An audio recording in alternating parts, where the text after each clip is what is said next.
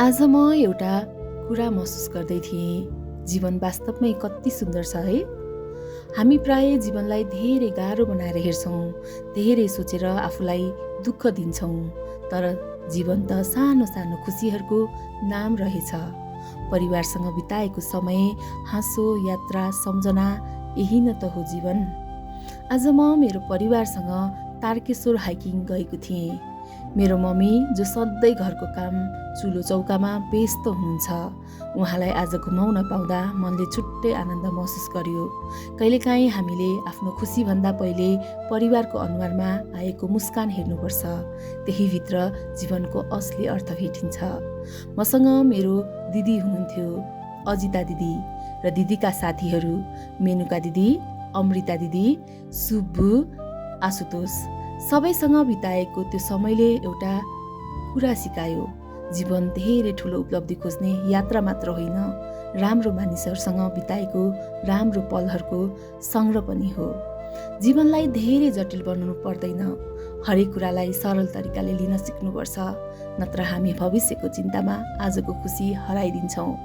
जीवन भनेको कहिलेकाहीँ थाकेर पनि मुस्कुराउनु हो, आफन्तसँग समय बिताउनु हो, प्रकृतिमा हराएका आफूलाई भेट्नु हो, अनि आफू बाँचेको महसुस गर्नु हो। हामी सबैसँग समस्या हुन्छन्, दुःख हुन्छन्, सङ्घर्ष हुन्छन्, तर याद राख्नुहोस्, अँध्यारो रातपछि बिहान पक्कै आउँछ। त्यसैले जीवनलाई माया गर्नुहोस्, आफूलाई माया गर्नुहोस्, आफ्नो परिवारलाई समय दिनुहोस्, किनकि अन्त्यमा पैसा, तनाव, दौडधुप भन्दा बढी सम्झना भन्ने कुरा भनेको तिमीले कसरी जीवन जियौ भन्ने हो। जीवनलाई हल्का बनाऊ, सरल बनाऊ, अनि हरेक दिनलाई खुलेर बाँचौ, किनकि जीवन एकपटक मात्र पाइन्छ। तर राम्रोसँग जिउन जानियो भने यही जीवन स्वर्ग जस्तै र बिहानको चिसो हावा, डाँडामाथिको शान्त वातावरण, जङ्गलको बाटो, चराहरूको आवाज, यी सबैले मनलाई यस्तो शान्त बनाइदियो कि केही समयका लागि संसारको सबै तनाव हराए जस्तो लाग्यो। त्यो क्षणमा मैले महसुस गरेँ, साँचो खुसी ठुलो होटेल होइन, महँगो सामान होइन, धेरै पैसा मात्र हुँदैन रहेछ। कहिलेकाहीँ साँचो खुसी आफ्नै मान्छेसँग बिताएको सामान्य दिनभित्र लुकेको हुन्छ। हामी सधैँ आफ्नै सपना, आफ्नै काम, आफ्नै तनावमा व्यस्त हुन्छौँ, तर कहिल्यै सोच्दैनौँ कि आमा बुबाले आफ्नो जीवनको कति हिस्सा हाम्रो लागि त्याग गर्नुभएको छ। आज उहाँलाई तारकेश्वर घुमाउँदा उहाँको अनुहारमा आएको सानो मुस्कानले मेरो मन छोयो। त्यो मुस्कानले मलाई सिकायो, जीवनको सबैभन्दा ठुलो सफलता भनेको आफ्ना मान्छेलाई खुसी देख्न पाउनु रहेछ। मसँग मेरो दिदी हुनुहुन्थ्यो अनि दिदीका साथीहरू, उहाँहरूको खुसी। जीवन धेरै ठुलो उपलब्धिको दौड मात्र होइन, यो त सम्झनाहरू बनाउने यात्रा पो रहेछ। सँगै हाँस्दै, फोटो खिच्दै, उकालो चढ्दै बिताएका समयले एउटा कुरा महसुस गरायो, जीवन ठुलो उपलब्धि होइन रहेछ, दौड मात्र होइन, यो त सम्झनाहरू बनाउने यात्रा पनि हो। हामी सबै भविष्यका चिन्तामा बाँचिरहेका हुन्छौँ। भोलि के होला, म सफल हुन्छु कि हुँदिनँ, मान्छेले के सोच्लान्, यदि सोच्दै हामी आजको दिन नै हराइदिन्छौँ। तर जीवनले आज मलाई सिकायो, कहिलेकाहीँ बस रोकिएर सास लिनुपर्छ, आकाश हेर्नुपर्छ, प्रकृतिसँग कुरा गर्नुपर्छ, परिवारसँग समय बिताउनुपर्छ, किनकि समय एकपटक गइसकेपछि फेरि फर्केर आउँदैन। जीवनमा दुःख आउँछ, मान्छेले धोका दिन्छन्, कहिलेकाहीँ आफूले चाहेको कुरा पाइँदैन, तर त्यसैले जीवन नराम्रो हुँदैन। अँध्यारो रातपछि जसरी बिहान आउँछ, त्यस्तै कठिन समयपछि राम्रो समय पनि आउँछ।